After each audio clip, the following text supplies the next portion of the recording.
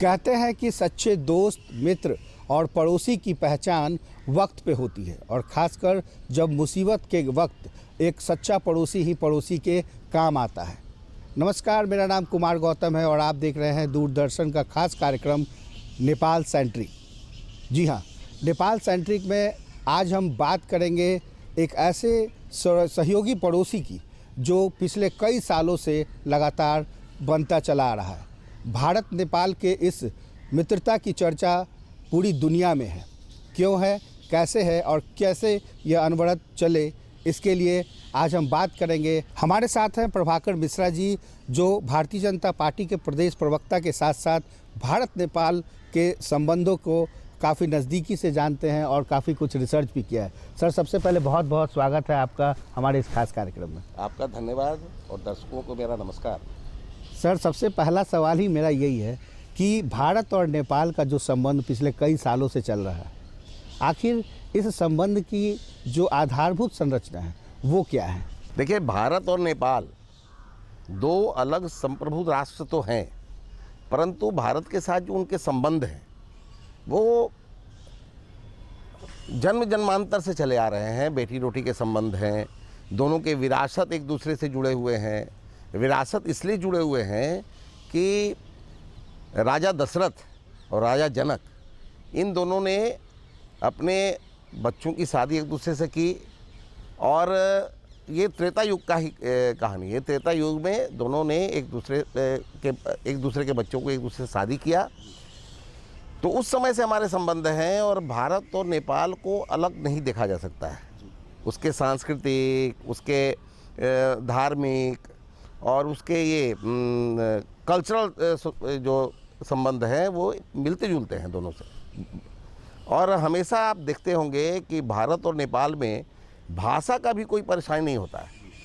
भारत और नेपाल के संबंध ऐसे हैं कि बिना वीज़ा और बिना पासपोर्ट के हम केवल एक परिचय पत्र के माध्यम से एक दूसरे के यहाँ आ जा सकते हैं।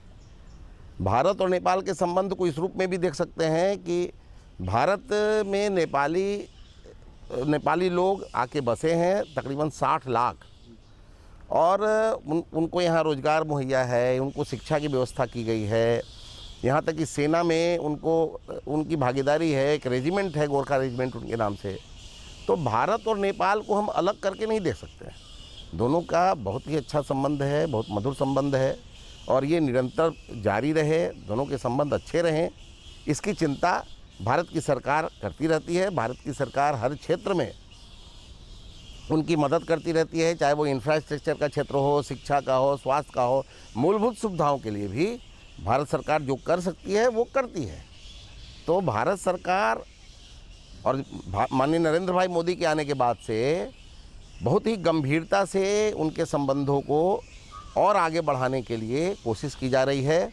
आपको ध्यान में होगा कि जब प्रधानमंत्री नरेंद्र भाई मोदी ओथ ले रहे थे तो उस समय भी नेपाल के प्रधानमंत्री आए थे और 1997 गुजराल साहब के बाद अगर कोई प्रधानमंत्री नेपाल गया तो भाई नरेंद्र भाई मोदी थे और ये 9 साल के टेन्योर में उन्होंने 5 बार वहाँ गए, नेपाल गए और द्विपक्षीय वार्ता हुई, संधियाँ हुई, एक दूसरे को मदद करने के लिए जो कर सकते थे प्रधानमंत्री मोदी वो उन्होंने किया।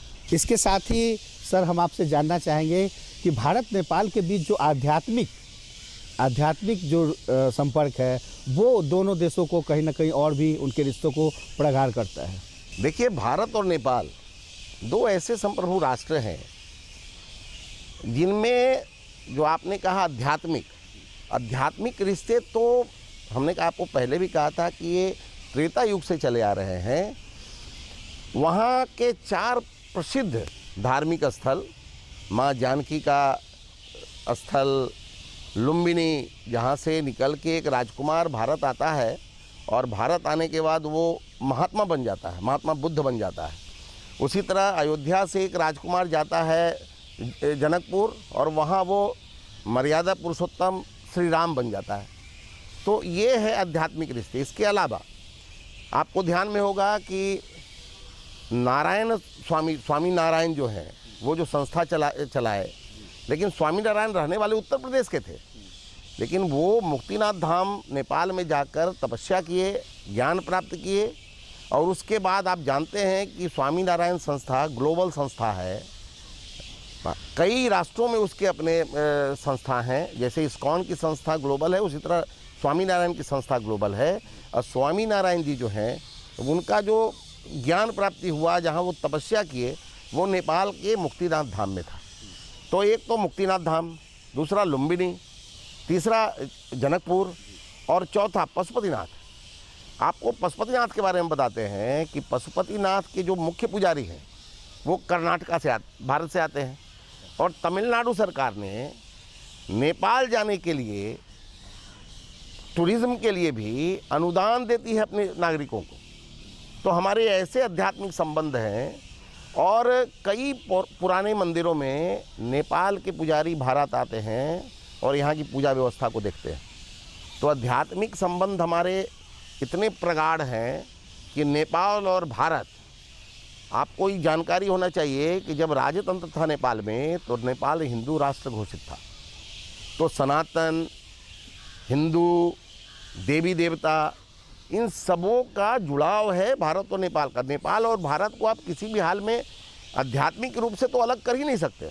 सर, ये तो बातें आध्यात्म की हुई, लेकिन भारत और नेपाल के बीच जो शिक्षा और स्वास्थ्य को लेकर काफ़ी कह सकते हैं कि नज़दीकियाँ हैं। वहाँ से लोग यहाँ आते हैं, भारत से लोग नेपाल जाते हैं। तो भारत और नेपाल